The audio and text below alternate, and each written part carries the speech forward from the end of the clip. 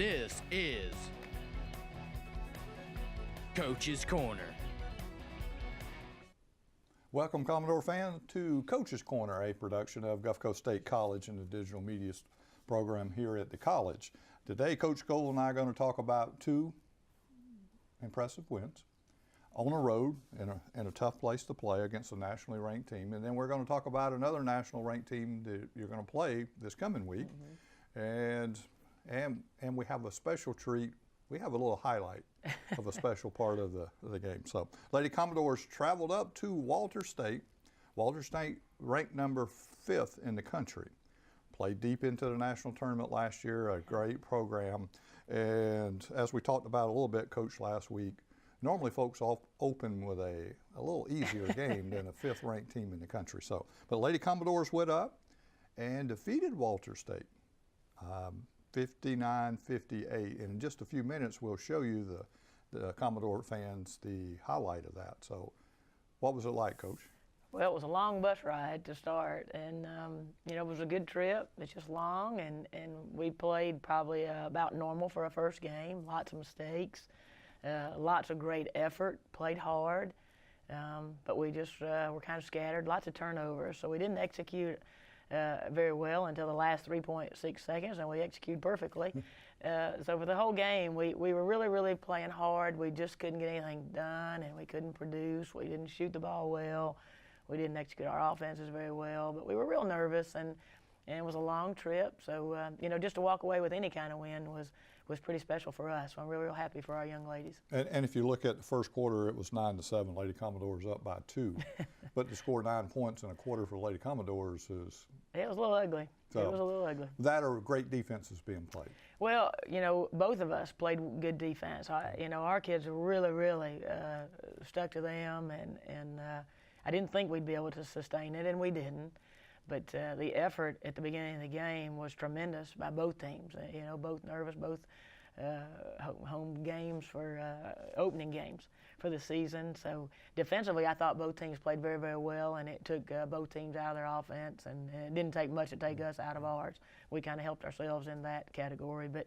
But we started to do some things a little bit better, and we just kind of hung in there. The whole key was, we told our girls we thought conditioning may be a factor, and if we would just, hang in there till the end and stay close, we might be okay. And we almost weren't, but we ended up, winning at the buzzer.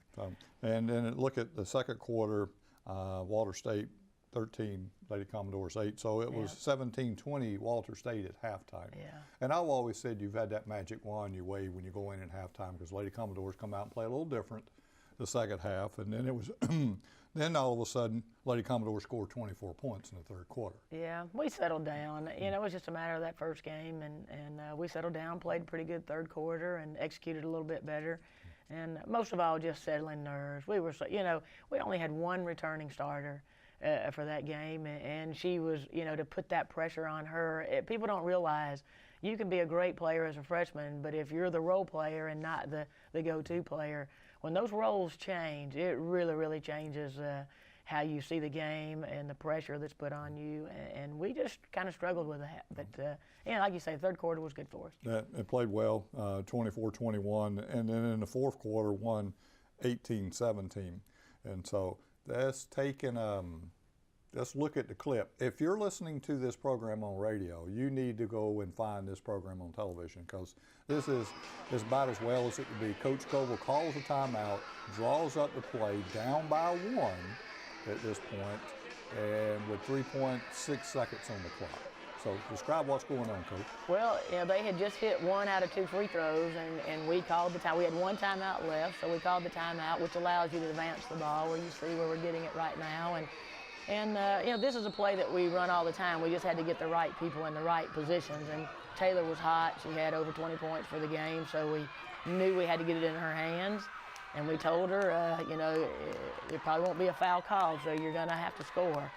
And she just did a tremendous job of she got to the goal. That was the plan, was to get to the goal, and she did. And she got to the goal, and there was really no contact. She got to dribble past one defender and got into the post, put up shot, scored at the end. Yeah.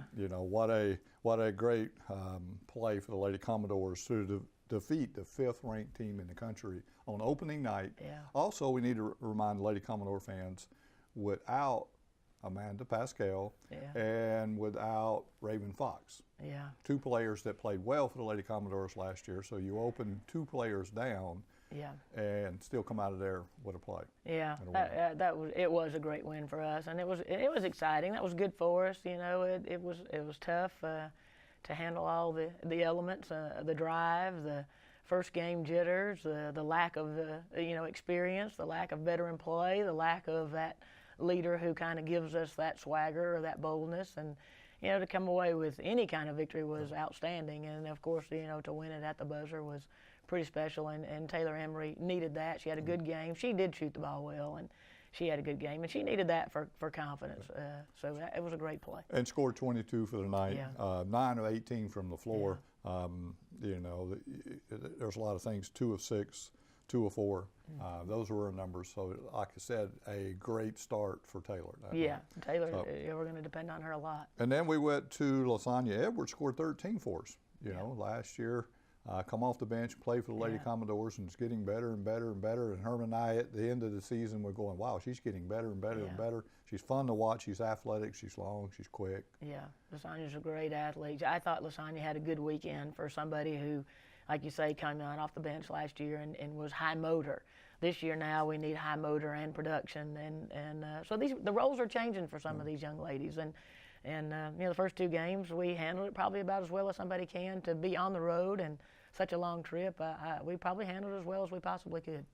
And Maria Castro's come and scored 11, but she was a role player last year. So come back and had a nice start also. She did. She didn't shoot the long ball real well. Maria was 0 for 10 on the weekend from 3-point range. So that's a good sign that we still won both of those games. And the second game we won big without her being able to shoot from the perimeter very well. And she's going to get better. She's going to settle down. And Maria's a tremendous 3-point shooter, so that'll get better. That'll get better. Now, Lady Commodore's 3 of 17 from the 3-point line for 17.6%, and still win.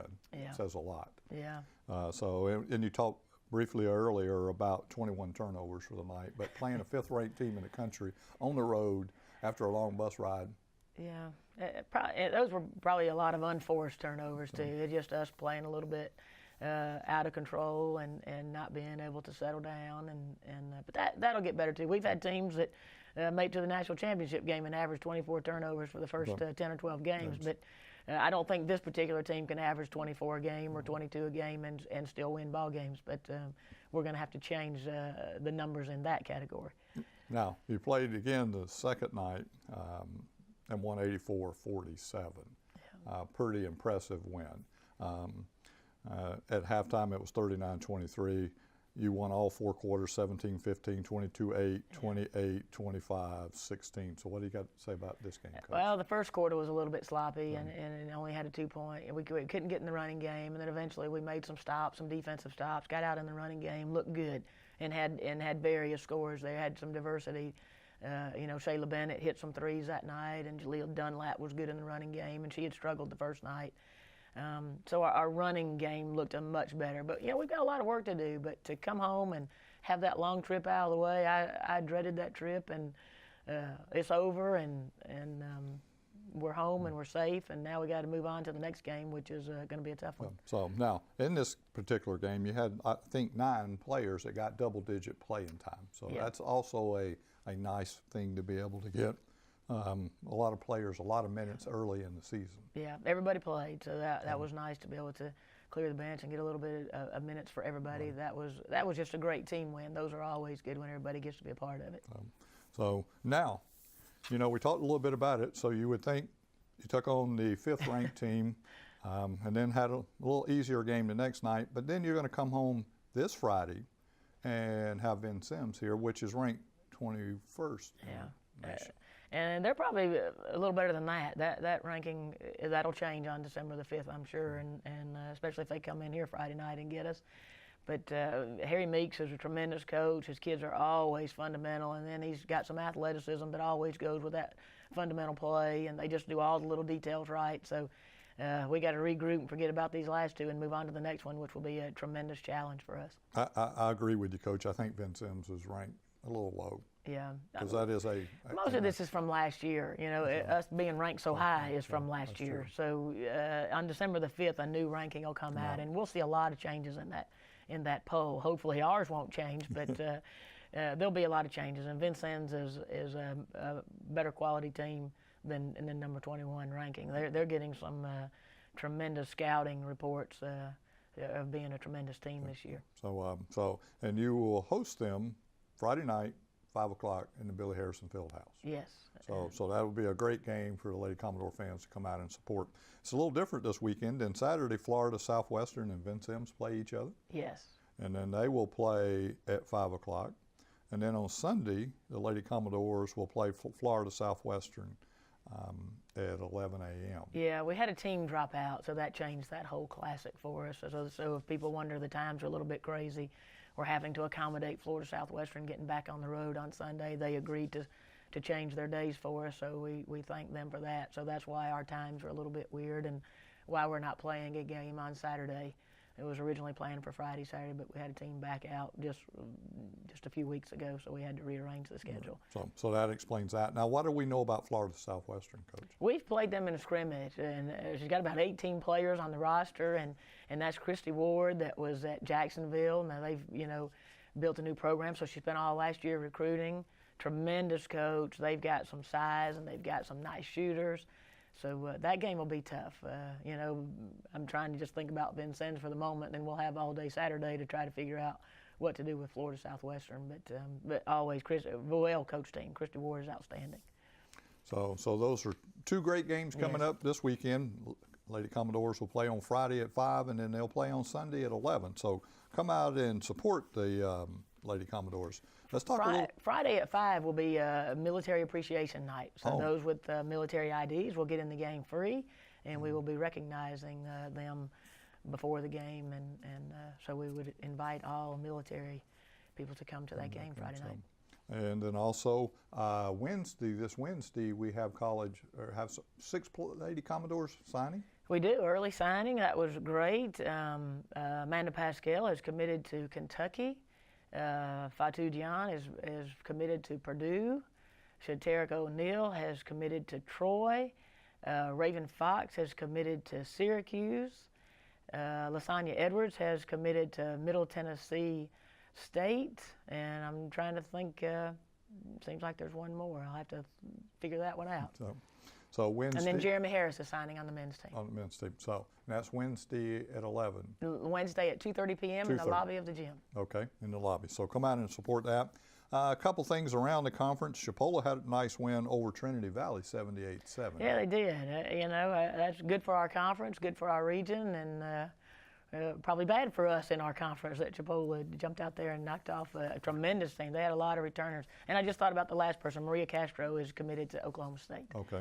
So, and then, Chipola also defeated handily Mississippi Gulf Coast this past weekend, too.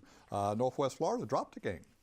Yeah, I think they're kind of like us. They're trying to find their own with, losing some people and some key players from last year. So Northwest is probably a work in progress. I think Gulf Coast is a work in progress. And Chipola and Tallahassee and Pensacola looks a lot better to me. So some of us are a work in progress and the others are kind of polishing. So we got to go to work. And because Pensacola defeated the team that Northwest Florida lost to. So that gives them some credibility. But that's typical Panhandle Conference basketball. Absolutely. So for Coach Scoville, I'm James Baxley. We'll be right back, Commodore fans, with Coach Jay Powell and talk about what the Commodores did this past week. Welcome back, Commodore fans. Coach Jay Powell, men's head basketball coach here at Gulf Coast State College, and I'm going to talk about 2 wins he had this past weekend and what he's got coming up this week. So, Coach, went over to Pensacola State, played against Faith Baptist, and won 77-72. Now, before we talk a little bit about the game, this team, the second night, defeated Pensacola, if I'm not mistaken, 84-81. So that gives some little credibility to the team you were playing. So 177-72. You have the box scores. Let's talk about the game, Coach. It was a very good first half. The men came out ready to play as we would expect them to. the first game of the season. And you mentioned Faith Baptist, and they scheduled a heck of a first week. They played at Tallahassee on Tuesday, and then against us on Thursday, and then against Pensacola on Friday. The Tallahassee game, Tallahassee won by 9 or 10, but it was a 2-point game with a little over 3 minutes left. Tallahassee was able to pull it out. We were up 9 at halftime, and Faith Baptist played a really nice second half and cut our lead, but we were able to come away with, like you mentioned, the 5-7 point win. And then they were able to knock off Pensacola State Friday night on Pensacola State's home court. So their coach there does a good job, and they have some nice, talented players. But that first night out, it was nice just to get a notch in the win column and get going. And I was proud. We didn't shoot free throws very well, but the men played with a heightened level of urgency, which is something in practice and in a couple of the scrimmages I had been on them about.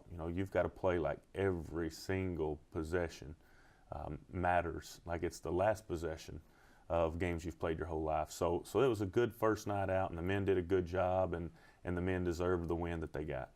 So since you had the box scores, who were your leading scorers for the night, Coach?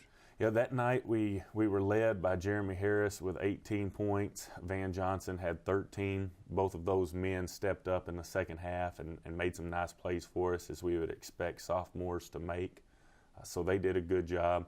Tyler Bird also had a nice game. Tyler actually played well both games, scoring 9 points the first night and 11 points the second night. So all three of those men on the offensive end did a good job.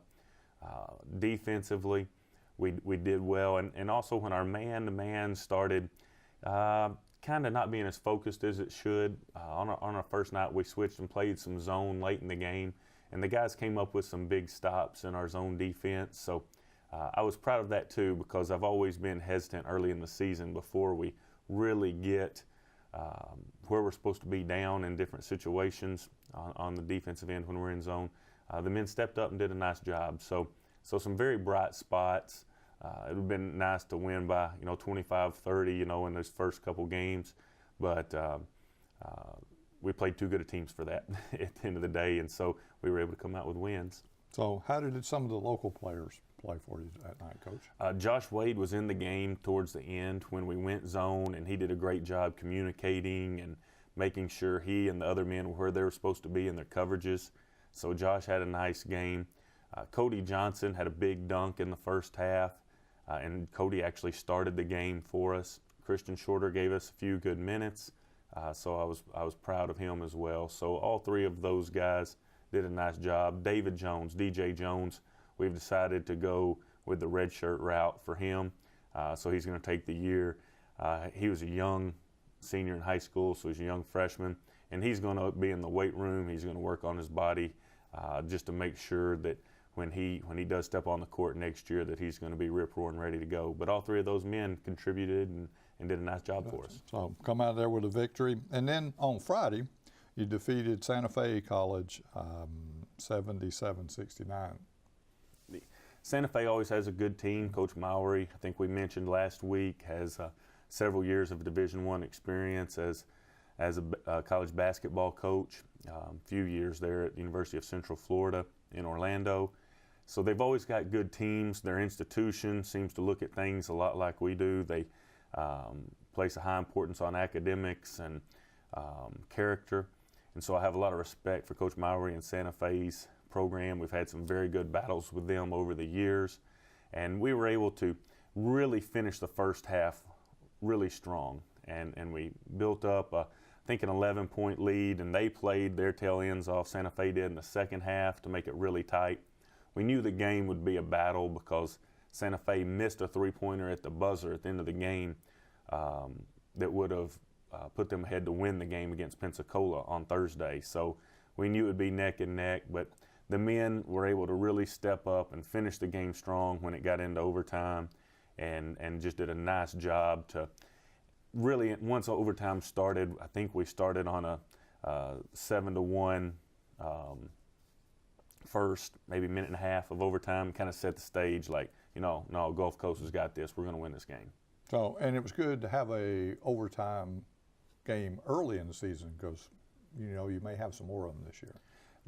We go over situations in practice regularly, and where we're drawing up plays, what are we going to do, what's the coach's mindset, what should be your mindset in this situation, and you practice it and practice it and practice it, but to actually be able to do it when it really matters and the blood's flowing and the adrenaline's flowing at a little bit different level is very, very good, and I think in the long run that game's really going to help us. And you played both of these games at Pensacola State, which is where we've got to go twice this year in play. So that has to help the men also. Well, we always try to make good decisions and do things that are going to help us in the long run. And so now, who were the leading scorers of that game for you, Coach? Jeremy Harris really stepped up and played a nice ball game. He had 27 points and 10 rebounds.